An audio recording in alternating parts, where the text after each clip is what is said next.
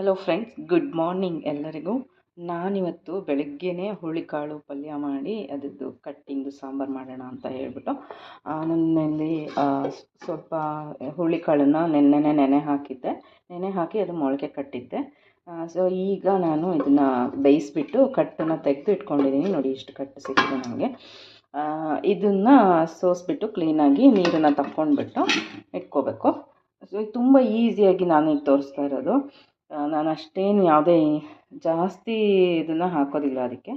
ನೋಡಿ ನಾನು ಹೇಗೆ ಮಾಡ್ತೀನಿ ಅಂತ ನೀವು ನೋಡ್ಕೊಂಬರಂತೆ. ನಾನಿಲ್ಲಿ ಸ್ವಲ್ಪ ಈರುಳ್ಳಿನ ಕಟ್ ಮಾಡಿ ಇಟ್ಕೊಂಡಿದ್ದೀನಿ. ಇಷ್ಟೇ ಈರುಳ್ಳಿ ಸಾಕು ನಮಗೆ, ಇಷ್ಟೇ ಇಬ್ಬರಿಗೆ ಅಲ್ವಾ, ಅದಕ್ಕೋಸ್ಕರ ನಾನು ಟೊಮೆಟೊ ಏನೂ ಅದಕ್ಕೆ ಹಾಕ್ತಾಯಿಲ್ಲ. ಹಾಗೆ ಜೀರಿಗೆ ಮೆಣಸಿನ್ಕಾಯಿ, ಊರಿಗೆ ಹೋಗಿದ್ನಲ್ಲ, ಹಾಗಾಗಿ ಜೀರಿಗೆ ಮೆಣಸಿನ್ಕಾಯಿ ಒಣಗಿರೋದಿದು ಅದು ತೊಗೊಂಬಂದಿದ್ದೀನಿ. ಇದನ್ನು ನನಗೆ ಹಾಗೆ ಹೆಚ್ಚಾಕೋದಕ್ಕೂ ಬರಲ್ಲ ಅಲ್ವಾ, ಅದಕ್ಕೋಸ್ಕರ ನಾನು ಸ್ವಲ್ಪ ರುಬ್ಬಿ ಹಾಕೋಣ ಅಂತ ಹೇಳಿ ಇಲ್ಲಿ ಸ್ವಲ್ಪ ಕಾಯಿ ಹಾಕ್ಕೊಂಡಿದ್ದೀನಿ. ಇದಕ್ಕೆ ಹಾಕ್ಕೊಂಡ್ಬಿಟ್ಟು ಇವಾಗ ಚೆನ್ನಾಗಿ ರುಬ್ಕೊಂಡ್ಬಿಡ್ತೀನಿ ನೈಸಾಗಿ. ಇಷ್ಟೇ ಕಾಯನ್ನು ಹಾಕಲ್ಲ ನಾನು, ಇನ್ನೂ ಜಾಸ್ತಿ ಕಾಯಿ ಹಾಕ್ತೀನಿ. ಇದನ್ನು ರುಬ್ಕೊಳ್ಳೋಕ್ಕೋಸ್ಕರ ಇಷ್ಟು ಕಾಯಿ ಹಾಕ್ಕೊಂಡಿದ್ದೀನಿ ಅಷ್ಟೇ. ಸೊ ಇದನ್ನು ರುಬ್ಬಿಟ್ಟು ಅದಕ್ಕೆ ಹಾಕ್ಕೊಳ್ಳೋಣ. ನೋಡಿ, ಇಲ್ಲಿ ಇಷ್ಟು ಪೌಡರ್ ಆದರೆ ಸಾಕು. ಮೆಣಸಿನ್ಕಾಯಿ ಬಾಯಿ ಸಿಗುತ್ತೆ ಅಲ್ವಾ, ತುಂಬ ಖಾರ ಆಗುತ್ತೆ, ಅದಕ್ಕೋಸ್ಕರ ಈ ಥರ ರುಬ್ಕೊಂಡ್ಬಿಟ್ರೆ ಬೆಟರು. ಹಾಗೆ ನೀವು ಹಸಿಮೆಣಸನ್ನು ಹಾಗೆ ಕೊಚ್ಚಾಕ್ತೀರ ಅನ್ನೋದಾದರೆ ಹಾಗೇನೂ ಕೂಡ ಹಾಕ್ಬೋದು, ಹಂಗೂ ಕೂಡ ಮಾಡ್ಕೋಬೋದು. ಇಲ್ಲ ಹಸಿಮೆಣ್ಸಿನ್ಕಾಯಿನೂ ಕೂಡ ಈ ಥರ ರುಬ್ಕೋಬೋದು, ಅದು ಚೆನ್ನಾಗಿರುತ್ತೆ. ನಾನಿಲ್ಲಿ ಒಂದು ಬಾಣಲಿನ ಇಟ್ಕೊಂಡಿದ್ದೀನಿ. ಇದು ಗ್ಯಾಸ್ ಹಚ್ಕೊಂಡ್ಬಿಡೋಣ.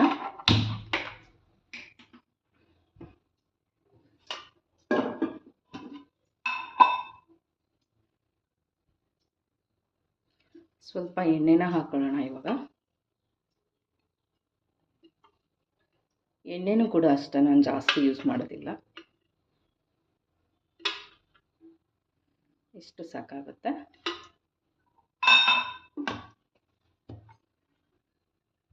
ಎಣ್ಣೆ ಸ್ವಲ್ಪ ಕಾಯಲಿ. ಇವಾಗ ಎಣ್ಣೆ ಕಾದಿದೆ, ಈರುಳ್ಳಿನ ಹಾಕ್ಕೊಂಡ್ಬಿಡೋಣ. ಇದಕ್ಕೆ ಏನು ನಾನು ಹಾಕಲ್ಲ, ಈರುಳ್ಳಿನೇ ಹಾಕ್ಕೊಡ್ತೀನಿ.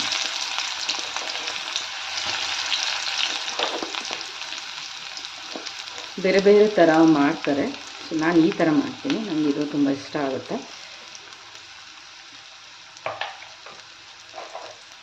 ಹಾಗೆಯೇ ನೀವೆಲ್ಲ ಹೇಗೆ ಮಾಡ್ತೀರಾ ಅಂತ ಕಮೆಂಟ್ಸ್ ಮಾಡಿ ನನಗೆ.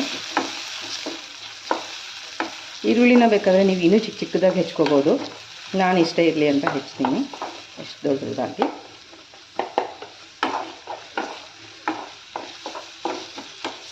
ತುಂಬ ಬೇಗನೂ ಆಗುತ್ತೆ, ತುಂಬ ಟೇಸ್ಟು ಇರುತ್ತೆ. ನಿಮ್ಮ ಮುದ್ದೆ ಜೊತೆನೂ ಚೆನ್ನಾಗಿರುತ್ತೆ, ಅನ್ನ ಜೊತೆನೂ ಚೆನ್ನಾಗಿರುತ್ತೆ ಇದು.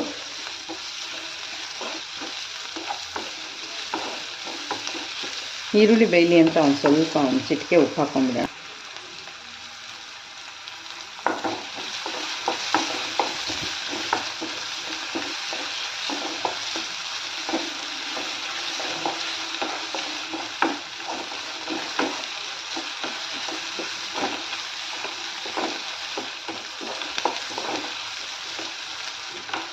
ಇವಾಗ ಸಾಕು, ಇದನ್ನು ಹಾಕ್ಕೊಂಡ್ಬಿಡೋಣ ಕಾಳನ್ನ. ಚಿಕ್ಕ ಚಿಕ್ಕದಾಗಿ ಮೊಳಕೆ ಬಂದಿದೆ, ತುಂಬ ಉದ್ದುದ್ದ ಮೊಳಕೆ ಬರೋಕ್ಕಿಂತ ಈ ಪಲ್ಯಕ್ಕೆ ಚಿಕ್ಕ ಚಿಕ್ಕ ಮೊಳಕೆ ಬಂದ್ರೇ ತುಂಬ ಚೆನ್ನಾಗಿರುತ್ತೆ.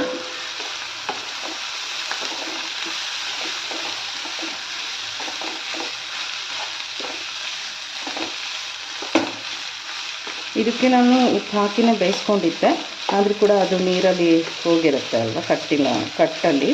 ಸೊ ಈಗ ಒಂದು ಸ್ವಲ್ಪ ಉಪ್ಪು ಹಾಕ್ಕೊಳ್ಳೋಣ. ಇದು ಕಡಿಮೆ ಇರುತ್ತೆ, ನೋಡ್ಕೊಂಡು ಹಾಕ್ಕೊಳ್ಳಿ. ಉಪ್ಪು ಇದ್ದರೆ, ಉಪ್ಪು ಬೇಡ, ಉಪ್ಪು ಕಡಿಮೆನೇ ಹಾಕಿದ್ದೆ ನಾನು. ಸೊ ಇದಕ್ಕೊಂದು ಸ್ವಲ್ಪ ಉಪ್ಪು ಈಗ ಹಾಕ್ಕೊಳ್ಳೋಣ.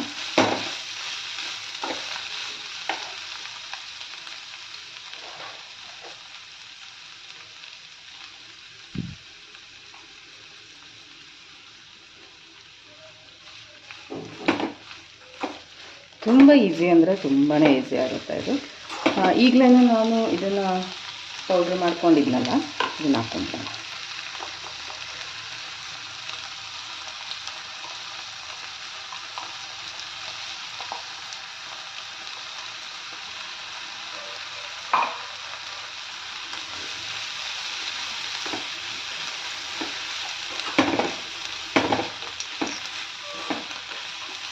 ನೀವು ಇದಕ್ಕೆ ಏನೂ ಹಾಕೋದು ಬೇಡ, ಇಷ್ಟೇ ಹಾಕಿದರೆ ಸಾಕು. ಟೊಮೆಟೊ ಕೂಡ ಹಾಕೋದು ಬೇಡ. ಟೊಮೆಟೊ ಹಾಕಿದರೆ ಒಂಥರ ಇಷ್ಟೊಂದು ಡ್ರೈ ಆಗಿ ಚೆನ್ನಾಗಿ ಅನಿಸಲ್ಲ. ಅದು ಡ್ರೈ ಆಗಿದ್ರೇ ಒಂಥರ ತುಂಬ ಚೆನ್ನಾಗಿರುತ್ತೆ. ಈಗ ನಾನು ನಿಮ್ಗೆ ಇಷ್ಟೇ ಕಾಯಿ ಸಾಕು ಅನ್ನೋದಾದರೆ ಇಷ್ಟಕ್ಕೆ ಬಿಟ್ಕೊಳ್ಳಿ. ಇನ್ನು ಸ್ವಲ್ಪ ಕಾಯಿ ಬೇಕು ಅನ್ನೋದಾದರೆ ಹಾಕ್ಕೊಳ್ಳಿ. ನಾನು ಇನ್ನು ಸ್ವಲ್ಪ ಕಾಯಿ ಹಾಕ್ಕೊಳ್ತಾ ಇದ್ದೀನಿ. ಏಕೆಂದರೆ ಇದಕ್ಕೆ ನೀನು ಹಾಕಿರಲ್ಲ ಅಲ್ವ, ಕಾಯಿನೇ ತುಂಬ ಟೇಸ್ಟ್ ಕೊಡೋದು.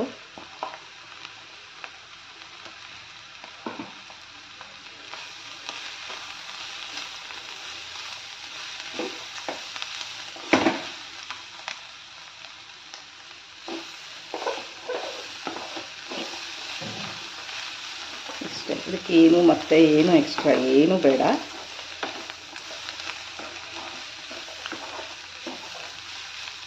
ಸ್ವಲ್ಪ ಹೊತ್ತು ಬೇಕಾದರೆ ಬೆಂದ್ಕೊಳ್ಳೋದಕ್ಕೆ ಬಿಟ್ಕೊಡಿ. 5 ನಿಮಿಷದಲ್ಲೇ ರೆಡಿ ಆಗ್ಬಿಡ್ತು ಪಲ್ಯ. ಸೊ ಈಗ ಸ್ವಲ್ಪ ಮುಚ್ಚಿ ಇಟ್ಬಿಡೋಣ. ಬೆಂದಿದೆ. ನೀವು ಉಪ್ಪು ಮತ್ತು ಖಾರ ಕರೆಕ್ಟಾಗಿದೆಯಾ ಅಂತ ನೋಡ್ಕೊಳ್ಳಿ. ಒಂಚೂರು ನಿಂಬೆ ರಸನ ಹಾಕ್ಕೊಳ್ತೀನಿ ನಾನು.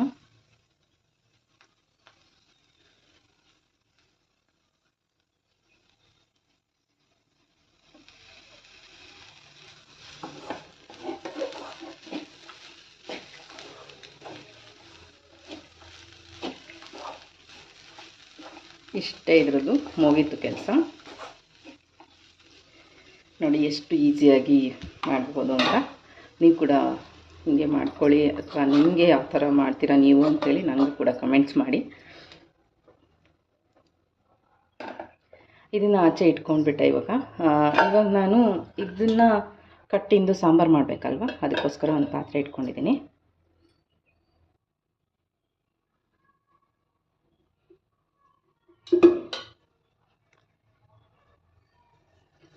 ಇವಾಗ ನಾನು ಸ್ವಲ್ಪ ಎಣ್ಣೆ ಹಾಕ್ಕೊಳ್ತಾ ಇದ್ದೀನಿ.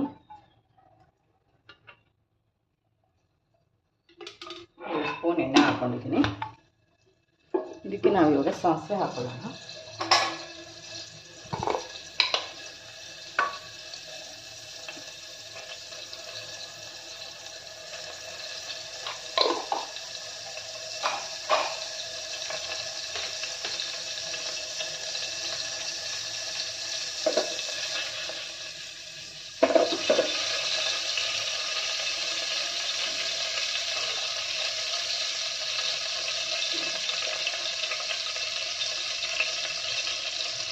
ಇದಾದಮೇಲೆ ಬೆಳ್ಳುಳ್ಳಿ ಹಾಕೊಳ್ಳೋಣ. ಬೆಳ್ಳುಳ್ಳಿ ಹಾಕೊಂಡಾದ್ಮೇಲೆ ನಾನಿಲ್ಲಿ ಒಣಮೆಣಸಿನ್ಕಾಯಿನ ಹಾಕ್ಕೊಂಡಿದ್ದೀನಿ.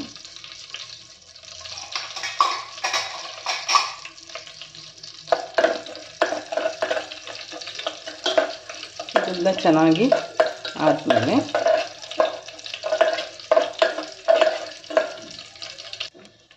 ಇದಾದಮೇಲೆ ಈಗ ಕಟ್ಟನ್ನು ಹಾಕೊಂಡ್ಬಿಡೋಣ.